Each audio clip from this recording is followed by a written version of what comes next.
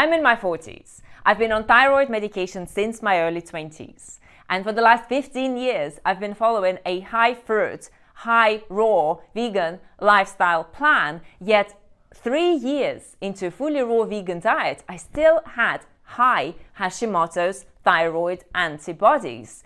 Why did it happen, and what did I do to lower them despite being already on a very healthy diet? This is something we'll discover in my video today, so let's get started.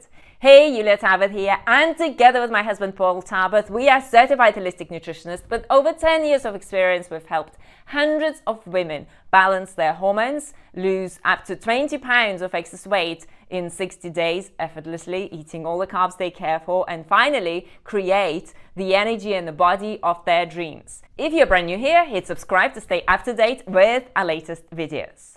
Now, one thing that we all need to realize is that we do not see our own blind spots.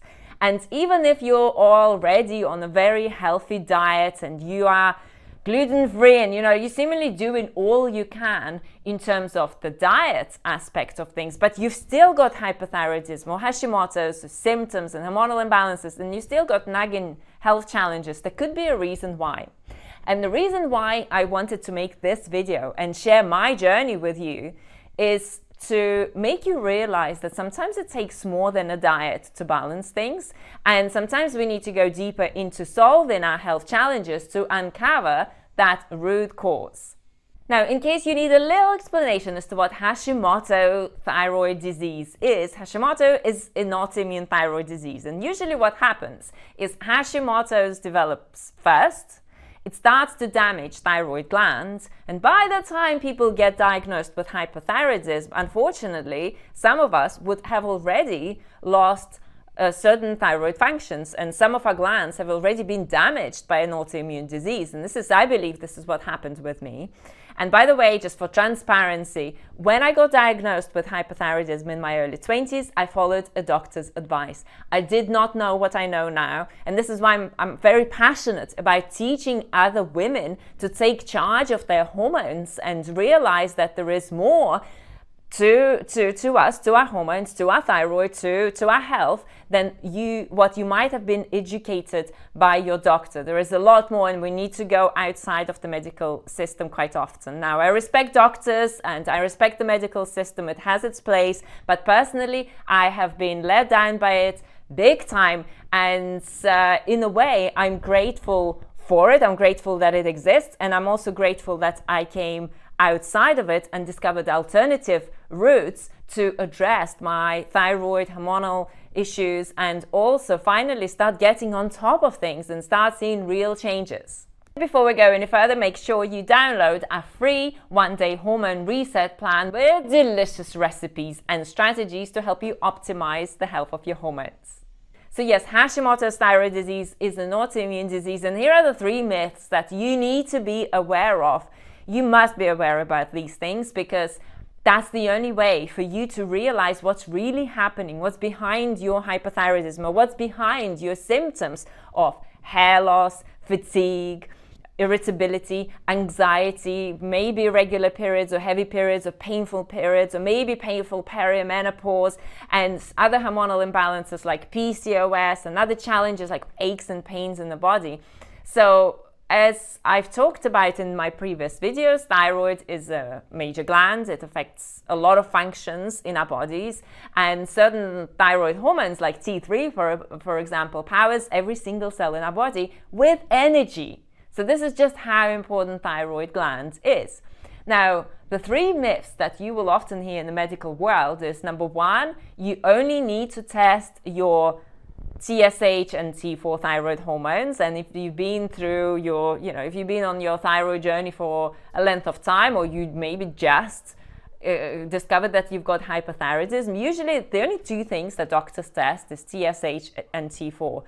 This is a very incomplete way of diagnosing your thyroid. And guess why I didn't discover that I didn't have Hashimoto's hypothyroidism 3 years into being already on a raw vegan path? Guess why? Because not a single doctor prior to that has tested my thyroid antibodies.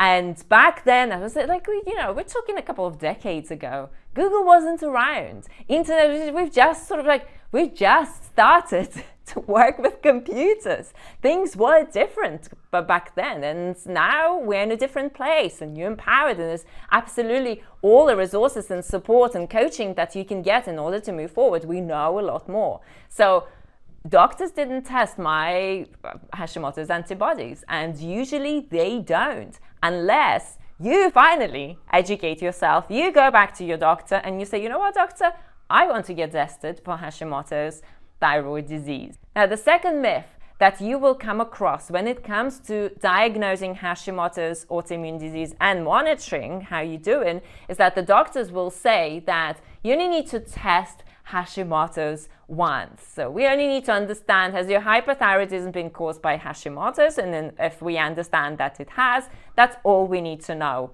However, if you've got an autoimmune disease and you've got high antibody levels, that means that your body is going through a lot of inflammation. Damage is done to your thyroid gland. You've got an active autoimmune disease that can then become the second autoimmune disease and the third autoimmune disease. Now we could be talking potentially lupus, rheumatoid arthritis. We could be talking about MS. We could be talking about other conditions. Yes, you do need to test thyroid antibodies to understand whether your hypothyroidism has been caused by an autoimmune disease. And you also need to monitor your antibodies to make sure that they are lowering and what you're doing is working, and you are sending Hashimoto's into remission. And the third one is a common myth. We hear it all the time from our clients, and I've heard it on my own path as well, is that if you've got high Hashimoto's antibodies, high thyroid antibodies, it doesn't matter. So you've got the range, yes, so up to 30 ideally, up to 100 if it's manageable sort of level, within around 100, that's manageable level, but you still want to work on that. And you get diagnosed with antibodies, and your antibodies are 500. We've even had a client who had her antibodies, and I'm not joking, in the 4,000 range. And guess what? They're now 7 after working with us and implementing our system. So she totally reversed Hashimoto's. So, and the doctors say, you know what? It doesn't matter. Everyone has a high Hashimoto, high thyroid antibodies. You just live with it. And as I've explained previously in my second myth, that it does matter. It's very important to address it, and it's very important to do something now. Okay, so I've been on a path of health for good 18 years. And before even coming across a raw vegan diet, I was already excluding certain foods, and I was already working with addressing my candida issues, which was one of the main drivers because it results in a lot of discomfort. And when I came across a raw vegan diet, I switched to it, I started following it. It was a high carbohydrate, high fruit raw vegan diet, and it really helped me. It helped me turn my life around, and it helped me go from almost bedridden with fatigue to being very active and running a whole marathon and becoming a triathlete and reversing my hormonal issues and conceiving a daughter. And what happened was that I switched to a raw vegan diet. After a certain period of months, I lowered my thyroid medication and I regained health, and I started to experience new levels of energy, and I thought that that's all I needed to do. I did not know about Hashimoto's, and again, we don't see our own blind spots. At the time, I did not know that information. And when I discovered that I had high Hashimoto's antibodies in the 500s, that's high. That's high. That means that your body is on fire with inflammation. I realized that there is more that I need to do, and something is not clicking, and I need to do more work on my thyroid and on my autoimmune disease. Now, the question is why? Why didn't a raw vegan diet help me lower my Hashimoto's antibodies? A raw vegan diet excludes gluten, excludes soy, excludes processed food. You eating fresh fruits and vegetables. You are supplying your body with a lot of nutrients. You are cleansing your body the right way, so your colon is working great and you're feeling different and your skin looks different and you feel different. But why? Why wasn't it enough for me to lower my Hashimoto's antibodies? And the answer to that question is this: diet is one of the aspects of health. And there are other aspects of health and other root causes that could be contributing to your current health challenges. Diet is huge, and the majority of our clients who come to us with Hashimoto's, hypothyroidism, hormonal imbalances, menopause, weight issues, type 2 diabetes, blood sugar imbalances, the majority of our clients, and I would say the vast majority of our clients, we're probably talking about at least 85%, will go symptom-free and reverse their symptoms and reverse their conditions completely by changing their diet and by also dialing it in the right way. Yes, so not just following a high raw vegan or plant foods diet, but doing it the right way and doing it with consideration of their specific condition and their specific goal. So that's where the results are achieved. But what about the rest of people? Why don't they get results? Because their root cause could be more than a diet. And they need to dig deeper into understanding what's causing the issue. So what was it in my case? In my personal case, it was that I needed to do more gut healing, and I needed to correct certain nutrient imbalances that I still had. You see, we all make mistakes, and I made a mistake of thinking that a raw vegan diet with a little bit of vitamin B12 supplementation was all that I needed, but that was not the case. And if you've got an autoimmune, you will have to work on your gut health, your adrenal health, and rebuilding any other areas of your health that need to be addressed. In my personal situation, I did have to address my gut health. I had dysbiosis after parasite infection. I needed to do more cleansing, more restoration, and I needed to do more healing for my gut. That's a big thing.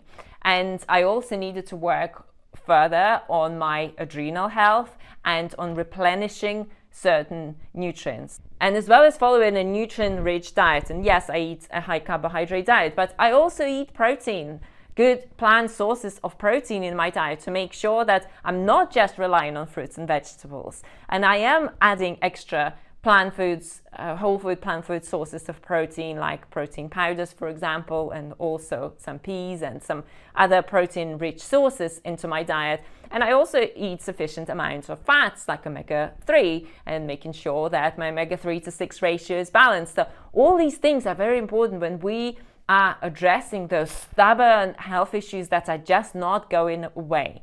So while I know there is a lot of information on Hashimoto's, that if you've got a Hashimoto, you need to exclude gluten, and you need to exclude soy, and you need to include selenium into your diet and so forth, for some people it's going to be incomplete. Some people will need to do a lot more work to finally uncover the root cause and address it. And for a lot of people, it is going to be to do with gut health. It is going to be to do with infections and dysbiosis that they have been experiencing probably for a long time. They might or might not know about it. And it might also be to do with further rebuilding their adrenal health and strengthening other bodily systems. But you need to understand that if things are not working for you on your current diet, there is a plan and there is a way for you to get results. Okay, so with all this in mind, what is your action plan? So diet is huge. You need to balance it. And if you think that you are already following a healthy diet, most likely there are still some gaps. We have a lot of clients who come to us and they think they follow a healthy diet. When we revamp their plan, they are shocked to discover that certain things were not healthy at all, certain things were incomplete, unbalanced, and their nutrition needed to be balanced further. So that's huge. And then also addressing other possible underlying root causes of your Hashimoto, thyroid disease, and hormonal imbalances. And if you know that working with a nutritionist and a coach and getting a specific plan, accountability, and support in order to overcome your autoimmune disease, lower your Hashimoto's, reverse the symptoms of hypothyroidism and Hashimoto's and hormonal imbalances, and start thriving again, then let's hop on a free 15-minute call where we will be able to talk to you, assess your situation, and see if or how we can help you inside our coaching program. So grab a spot in our calendar at vibewithhealth.com thyroid.com/apply. Thanks for watching this video, and I'm going to link this video to another video where I will talk about thyroid symptoms that you must be aware of. See you there.